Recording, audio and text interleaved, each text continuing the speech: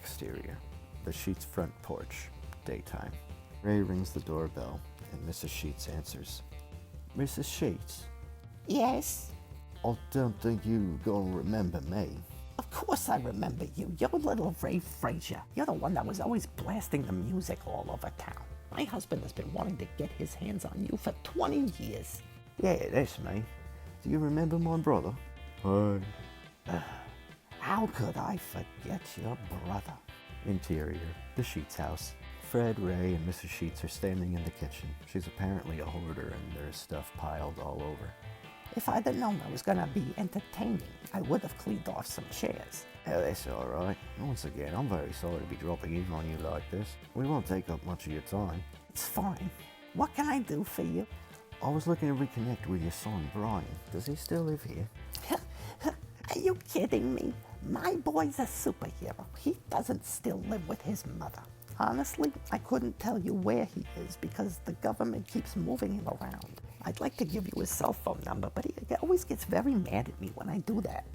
Well, how about this? How about I give you my number, and if you ever hear from him, you tell him to call me. All right. Just let me grab a pen and some paper. Do you mind if I use your bathroom while you're doing that? Only if you don't blow it up. I'll be good. You better. Fred and Mrs. Sheets go their separate directions. The camera follows Fred as he commences snooping, but we hear Ray and Mrs. Sheets talking from off screen. I didn't know that you and my boy were so close. Well, not when we were younger. I mean, I was a few years older than him, so I didn't really meet him until we were in our 20s. But yeah, I met him backstage at a concert, and we just hit it off. My Brian loves going to concerts. He's always so musical. I gotta say, he's a dedicated fan. He waited in a line for many hours to see the show. If I would have known he was going there, we could have gone together. Ugh, I see. Are you in some kind of a club? Are you following bands across the country? Me? No. Ironically, though, I have the utmost respect for the people out there that actually do that, though. They've always been very nice to me. I used to tour the country. Didn't just follow the Grateful Dead. I had lots of pleasures. One for every major holiday and weekend. I remember when I went to San Francisco to see the Grateful Dead. Then I went over back to Vermont to go see a little band, Fish. And I went up to Canada to see an up-and-coming Rush when they were young. But when Mick Jagger came to town, I wasn't going anywhere. It's awesome. How about Janis Joplin? Oh, come on now. How old do you think I am? Well, I was just kind of hoping that maybe you had a story about seeing I'm still in my 40s. I didn't mean to offend you. 40s? Really? Yes, 40s. Janis has been dead longer than I've been alive. Wait, when did Janis die? I can see why Brian lost contact with you boys. You try, but you have no manners at all. I'm very sorry that I've offended you. That really wasn't my intention.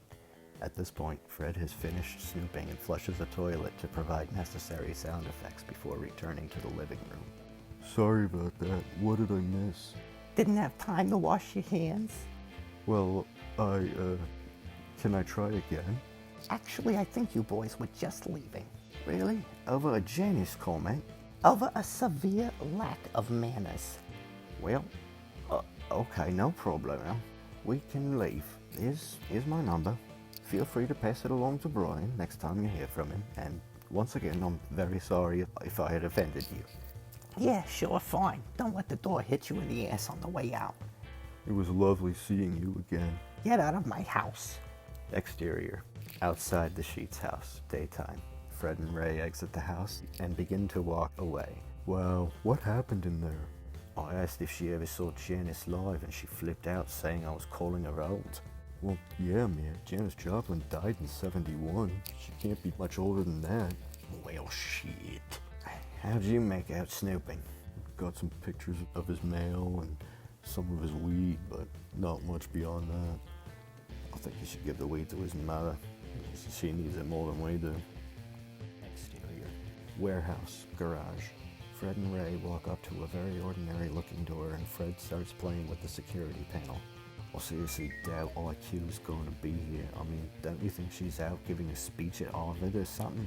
Reinventing the rockets at NASA or some shit? Nah, IQ's been kind of a shut-in since she had to arrest her own brother. She's still very active on the job, but she hasn't made an arrest in about 2 years. Yeah, I'll dig that. Luckily, IQ doesn't really need reward money to make a living with all the patents she's got. You know, I have a microphone that has her name on it. Hey, you having trouble with that thing?